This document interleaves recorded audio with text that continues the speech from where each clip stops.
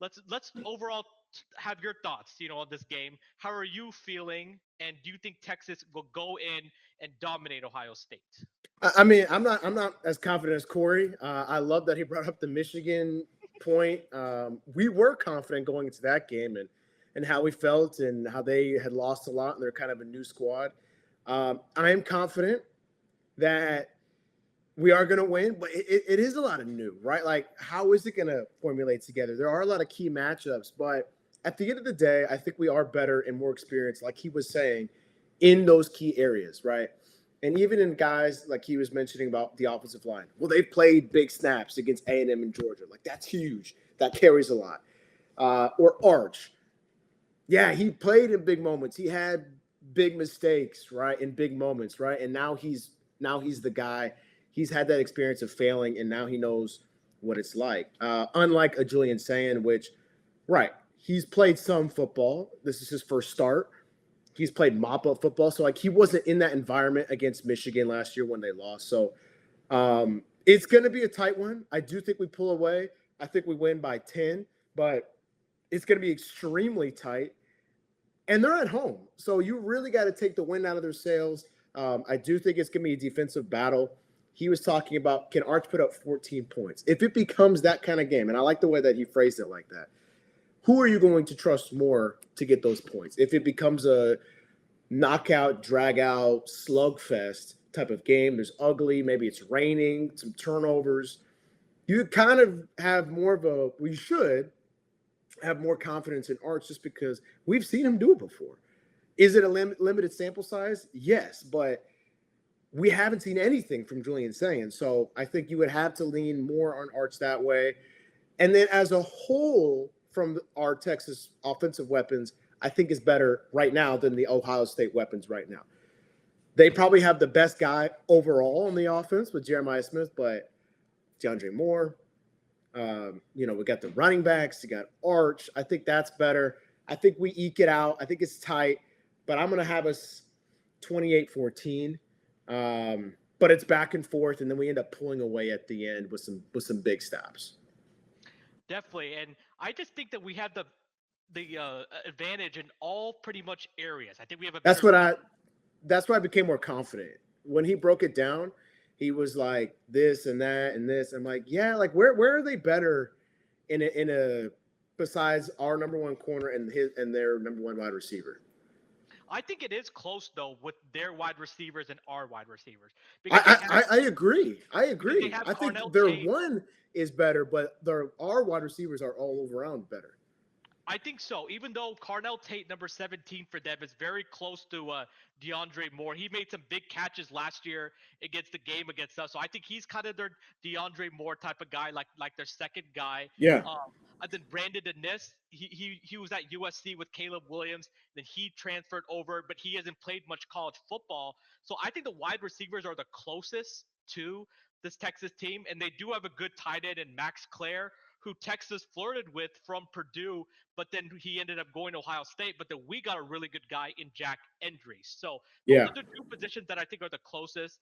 But the key on defense, I'll start with that first, is putting pressure on Julian Sayin, making him have third and longs instead of short yardage situations, make him drop back and throw, make him see all different rushers in all different areas because he's more of a pocket passer type of guy. And then when the wide receivers do catch passes, we need to do a great job of tackling and getting him on the ground, not letting him have the extra yards. And I trust our secondary against the Ohio State wide receivers. Even though one thing it is going to be interesting to see is our star position. Who are we going to put out there? Are we going to put in the true freshman Grayson Littleton, or is it going to be like a Michael Tapp and Jelani McDonald out there?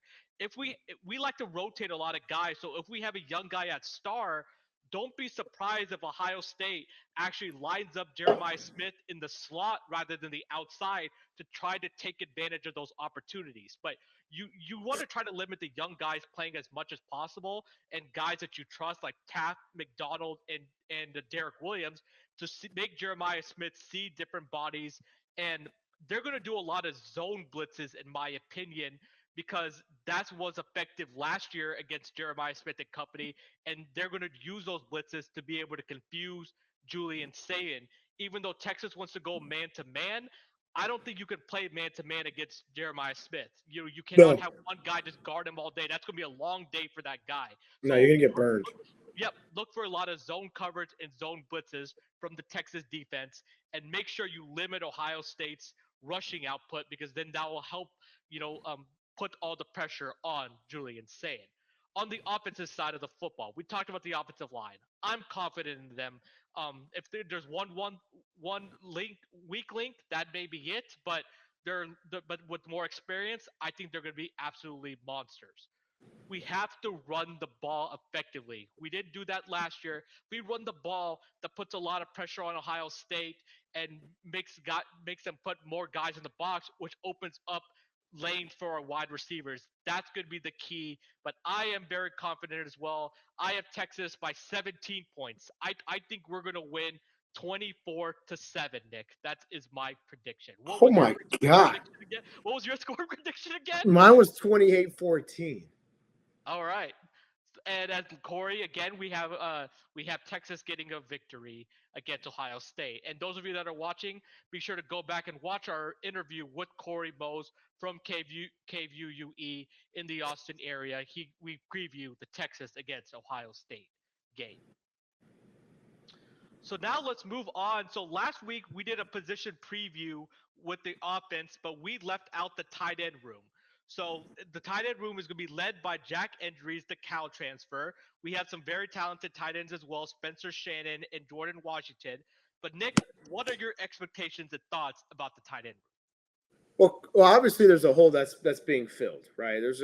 Gunnar Helm, who has been doing well with the Titans over in the NFL with Cam Ward, is gone, and he was such a huge safety blanket for Quinn Ewers, and in the handful of moments that Arts played as well. So this is huge. I mean, we know how much Sark loves to use the tight end.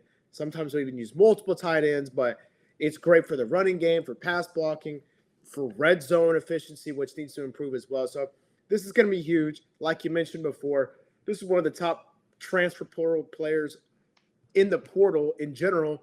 We nabbed him. It's massive.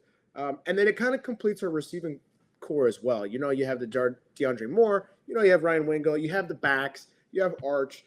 You have Parker Livingstone. What was the tight end going to be? We nab him. It was a necessity. Because one of our guys went to A&M, and then one of our guys, went to the NFL draft and Gunnar Helm. So this is gonna be massive. I'm curious to see how much we see from him in game one and how much that progresses. When we play in 2, 3, and 4, leading up to Florida and OU, like how much are they going to be using him? But this guy's an athletic freak. He's big, he's strong, and that's really going to help out Arch a lot, especially in the early days. He is such an asset that we got from the portal, as Nick said. He's 6'4", like 230. He's a massive guy with a big catch radius. He had a huge year with Cal, 623 yards, but he mostly feasted in the underneath game. Most all his opportunities were less than 20 yards, but he's very good at yards after catch, making people miss, being physical, breaking tackles. He catches everything. He has soft hands. He can run a very effective routes. He knows how to get open. He's also a really good run blocker, because he was blocking for Jaden Ott, who's now is at OU. So this was a huge Yeah. addition for the Texas Longhorns. I believe we're going to see a lot of 12 personnel, which is one running back and two tight ends. So the question is, who's going to be that second tight end? Well, both guys have been with the program. Spencer Shannon, modern day high school. He's a big guy, 6'7", but he's more of an inline tight end. He's more of a good blocker than actually Right. running routes and catching the football.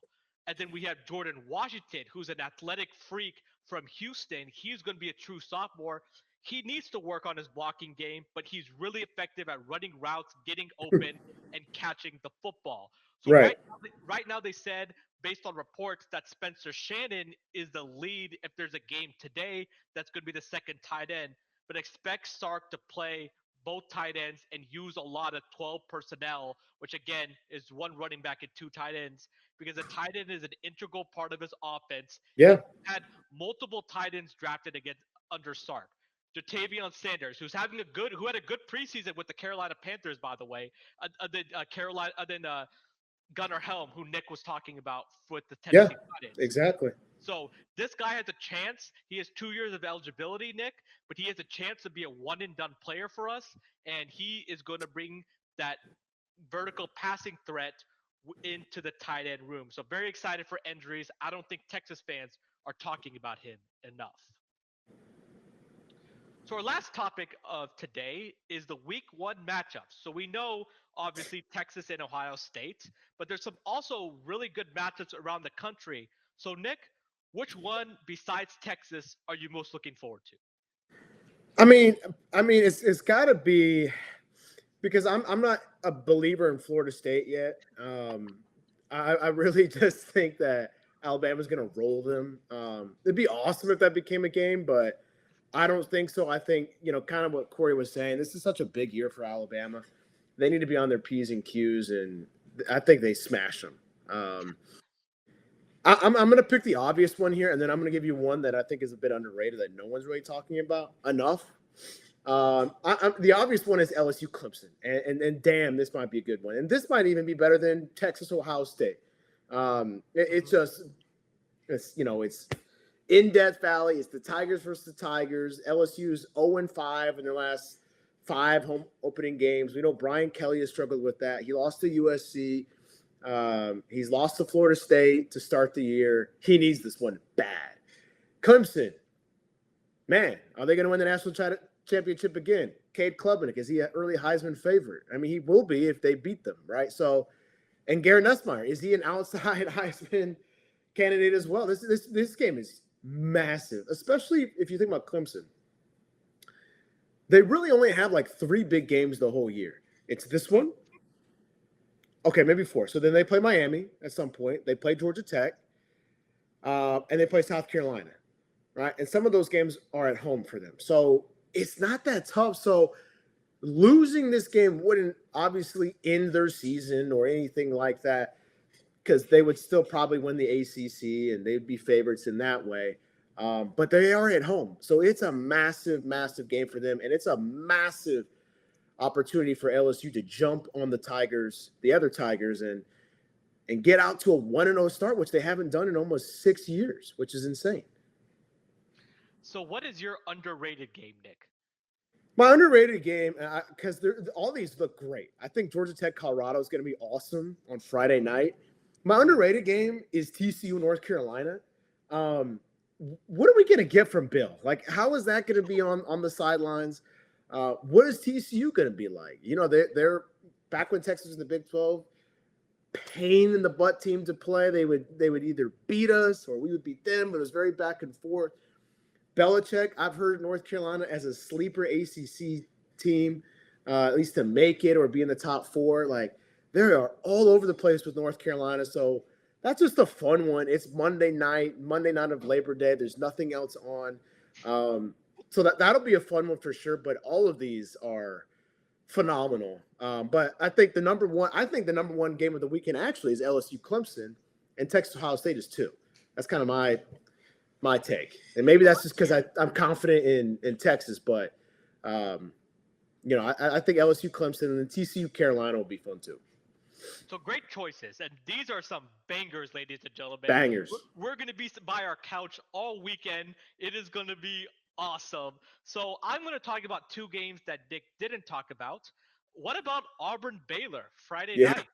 Yeah. That is going to be a very intriguing game. I'm going to have the split screen: Auburn Baylor, Georgia Tech, Colorado, and Auburn bringing in Jackson Arnold. It's a big year for Hugh Freeze. They have Cam Coleman coming back. They have a very talented team, but Hugh Freeze needs to show some improvement from Auburn. And Dave Aranda, in my opinion, is one of the more underrated coaches, not only in the Big 12, but the country. They won the Big 12 championship a couple years ago. He's a defensive mastermind. Baylor struggles a little bit on offense, but I believe their defense can get after Jackson Arnold a little bit, because we saw last year, Nick, he is turnover prone when under pressure. So that game is even bigger for Auburn than it is for Baylor, and that's a road game. So that's going to be an interesting game. What about Notre Dame in Miami Yeah, Sunday night? for sure. That is going to be a crucial game for both teams. Notre Dame champion make it to the national championship game last year. They're one of the favorites this year. I think that's fair to say.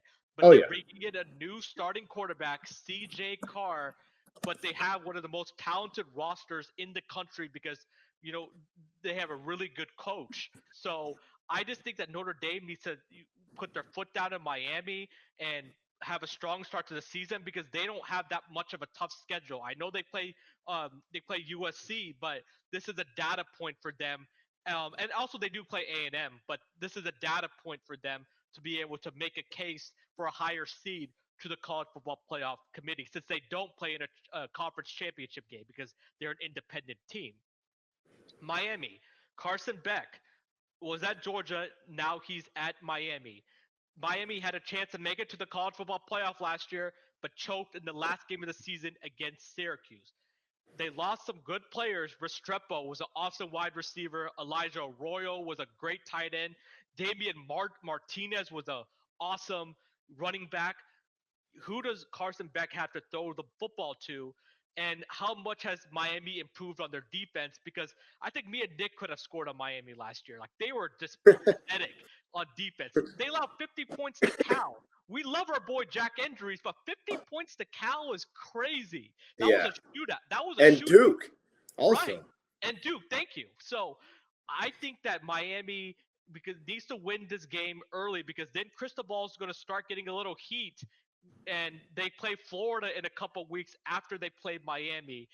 So I think Miami is important for them to be able to try to get this game at home. Plus, they're going to have some recruits there. Unfortunately, they're going to have Derek Cooper, our Texas commit. He's going to be at that game because he is from the South Florida area. So it's going to be a big showcase for the Miami Hurricanes against the Notre Dame Fighting Irish. An underrated game before we wrap up, I wanted to say what about Syracuse, Tennessee? Big weekend Yeah. in Atlanta, Nick. Yeah. Tennessee, Aguilar. Is he going to be able to fill in the shoes with Nico? They have a very talented wide receiver core, but how will they replace Dylan Sampson, who they relied heavily on last year? The Tennessee's defense is still going to be really good, but the offense is still of a question mark. But Syracuse also had a good year last year. They beat Georgia Tech, they beat Miami. Can they be a sleeper team in the ACC that causes some chaos? I think, in my opinion, that is one of the more underrated games of Mm-hmm. this weekend.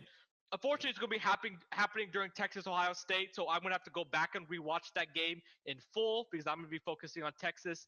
But a lot of good games for opening week of college football.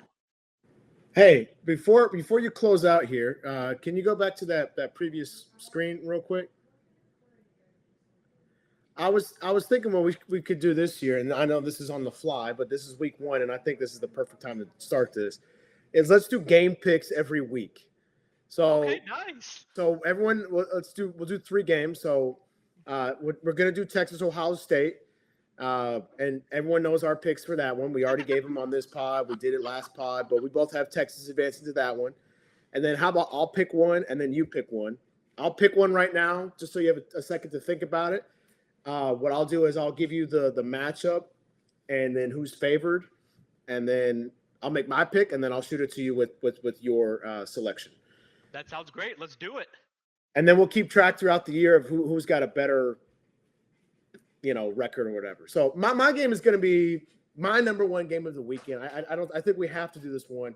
LSU at Clemson, 7:30 on ABC in Clemson. The Clemson Tigers, are favored by 3.5 points, 57.5 spread here on Saturday night. Do you want me to go first on this pick with LSU and Clemson? Yeah, go ahead. Yep. Tell the people who you're going to pick in this game. Because it's such a big game for LSU, and they've been so freaking close the last few years. And I'm just a little bit out on Clemson. Just a little bit. I think the love is a little too much for them and a little too less on LSU.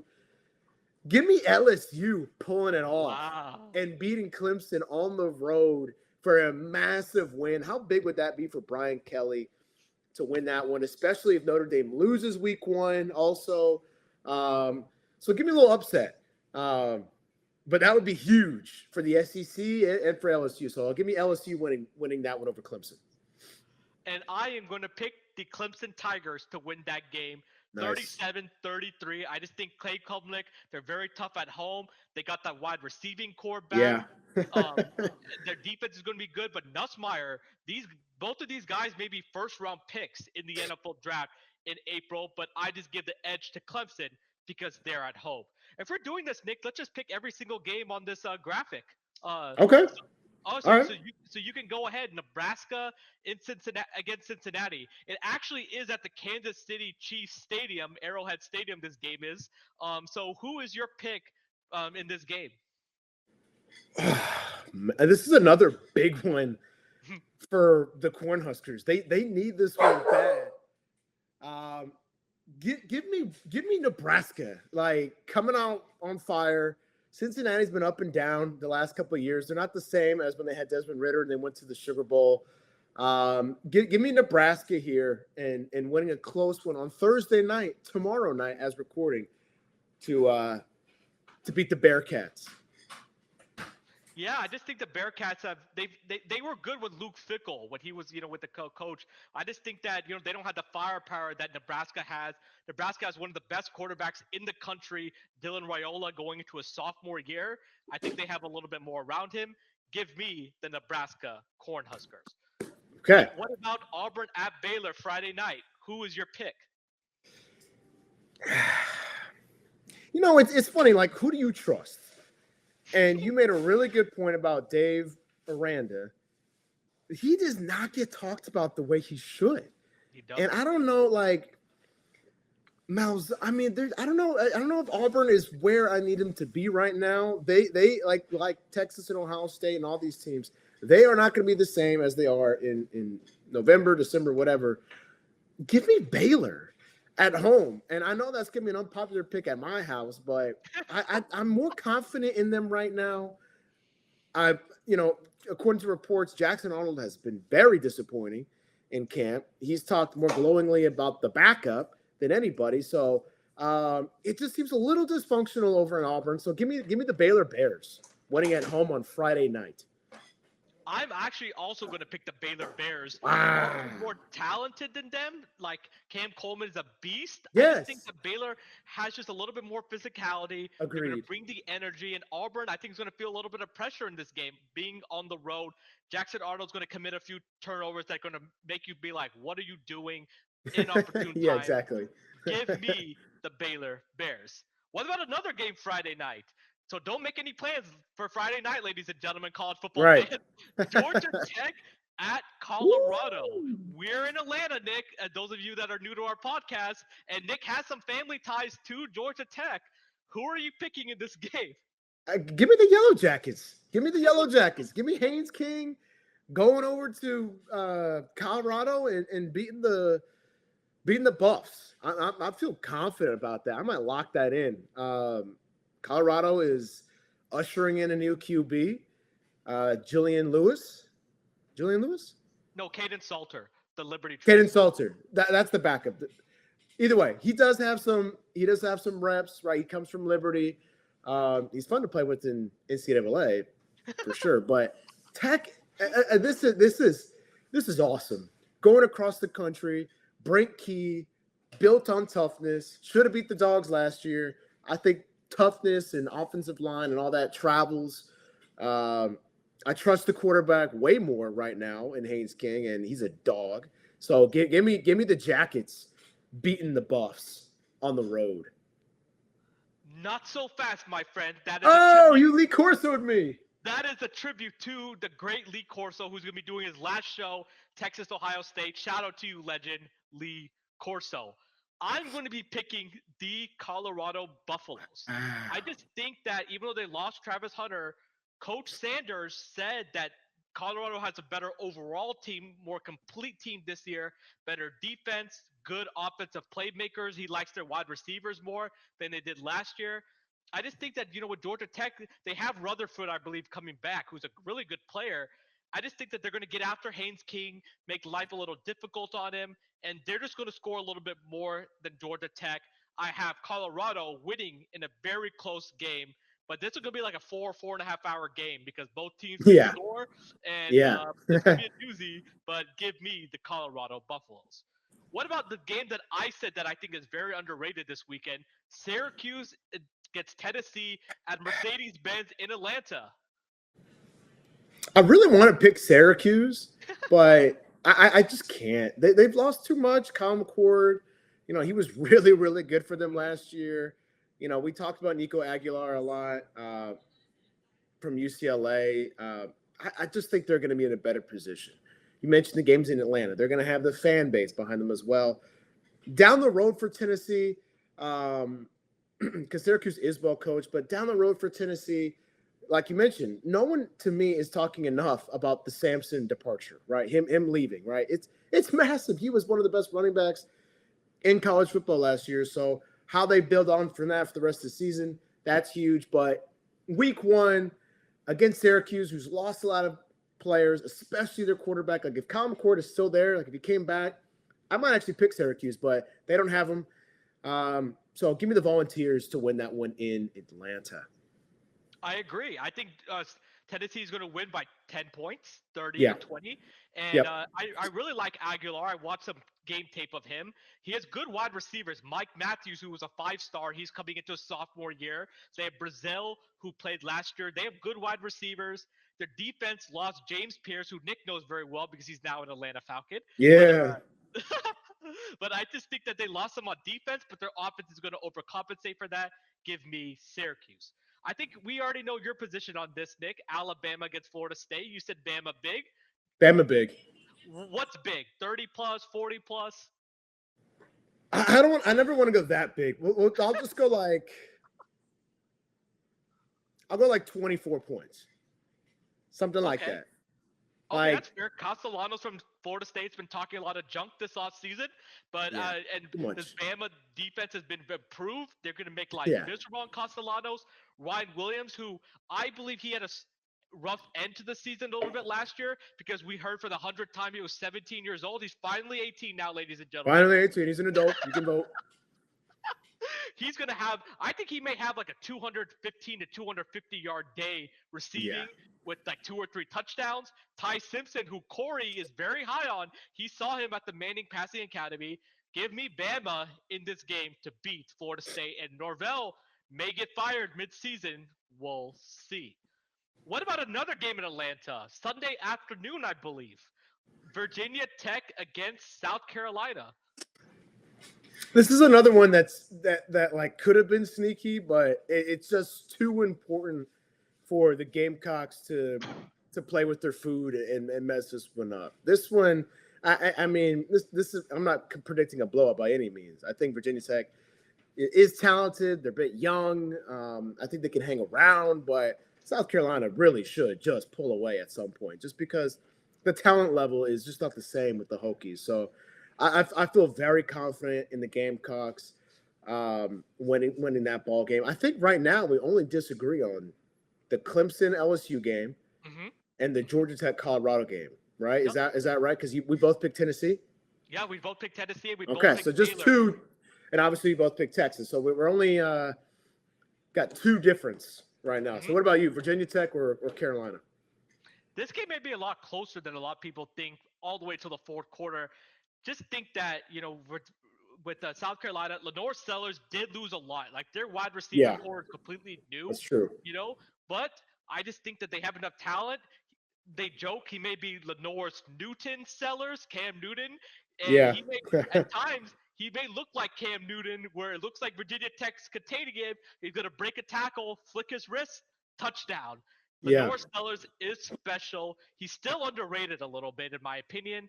Dylan Stewart's going to create havoc on the defensive side of the football, even though they did lose Nick Emenwari, but they have Kilgore back, which is very important. Give me South Carolina. This one we may disagree on or we may not. We'll see. What about Notre Dame against Miami? this is a big one, but this is one where I'm gonna go with the proven commodity. I'm gonna go with the team that didn't fall apart um, at the end of the season. You know, they almost lost to Duke. You mentioned the defense. I think Carson Beck is weirdly underrated at this point, just about how much hate he's gotten. Um, it's kind of crazy. Like, where would he have gotten drafted if Quinn went to the seventh round and made the roster? Does Carson Beck go before that? I mean, he just got such a crazy perception that it's a little ridiculous at this point. Just because they loved him as well. So I'm going to go with the proven commodity. They're ushering in a new quarterback as well, but give me the Fighting Irish. They've done well in these big games. They did lose to a smaller opponent last year. I believe it was Marshall, but they ended up running all the way to the national championship game and falling to the Buckeyes. So this team is extremely well coached. They beat the Aggies early last year. They'll play them again next week. So they're tough. They're mentally stable. I trust them a lot more and that staff more than I do Miami. So I feel really good. Not a blowout. Again, it's close, but Notre Dame is just so good in those moments. And I think they'll win a fourth quarter game against the Hurricanes. Yeah, so that was a great point you said. Notre Dame actually lost to Northern Illinois, and that was Ah, it but was they have lost to crazy. Mercer, haven't Right, they? right. Exactly, but they show up in the big games, so Yeah. I think Notre Dame's going to win this game. The Sunday night games the day before Labor Day the last like 5 years have all been close, like all been down to the wire. So give me Notre Dame. I just think that CJ Carr is going to make enough plays. They have a better overall roster. Give me Notre Dame. So the last game we're going to talk about, TCU and North Carolina. Who is going to win this game? This is so interesting. So TCU is favored by 3.5. The game is in Chapel Hill. Um, this is a weird one. I don't know. I'm gonna go with my gut. My gut says the Horned Frogs. I think UNC could end up having a good year, like a bowl eligible type of season. Again, it's what I trust. It's my gut. We haven't seen an NFL coach always be super successful other than Harbaugh and Pete Carroll in college and in the NFL. So it might take some time to adjust. So give me TCU and the Horned Frogs. Fun pick, gut pick. They win a tough one, a close one on the road. I was really hoping we were going to disagree on this one, but unfortunately not. I'm also going to pick the TCU TCU, Horned yeah. Frogs. North Carolina announced that Gio Lopez, the South Alabama transfer, is going to be starting for them. But I got to study up on this North Carolina roster. Not going to lie, Nick. Like, I don't know a lot of the different other players. Yeah, it's But changed a lot. it has, but let's see what kind of defense Belichick puts out there. I like Josh Hoover, the TCU quarterback. He's the same class as Quinn. They played against each other in high school, both being from the Dallas area. He's a really good quarterback that can throw with his arm and also attack you with his legs. Just think TCU is just going to make more plays offensively. I like their wide receiver Majak from Houston. Give me TCU in a close game. So, ladies and gentlemen, this is a new thing that me and Nick are going to do every week. We may not have all the games to talk about like we did, this week, but we'll talk about the marquee games and pick the marquee games and have a little competition. But if those of you that are watching on this on YouTube, be sure to put in the comment section if you disagree with any of our picks on who's going to play this weekend. Well, thank you so much for watching this episode of Touchdown Texas. Be sure to follow us on our social media channels at touchdown_Texas and like and subscribe to our YouTube channel. Go back and watch our interview with Corey Mose. He's a KVUE sports reporter anchor in the Austin area that covers the Texas Longhorns. He gives Ohio State preview and picks the winner of the game. We had a great conversation with him. Thank you to him for joining. And be sure to tune in on Saturday. Me and Nick are going to be on shortly after the game. I'm going to be at the Texas X's Atlanta chapter watch party at Botica in Buckhead. So those of you that are Atlanta area, be sure to pull up. Nick is going to be remote, but still doing the show together. We're still deciding whether we're going to do it live or we're going to do recording on like this, but be sure to stay tuned. We're going to announce it shortly on our social media channel. But until then, thank you so much for watching, and we'll see you next time. Go Texas, beat Ohio State Buckeyes.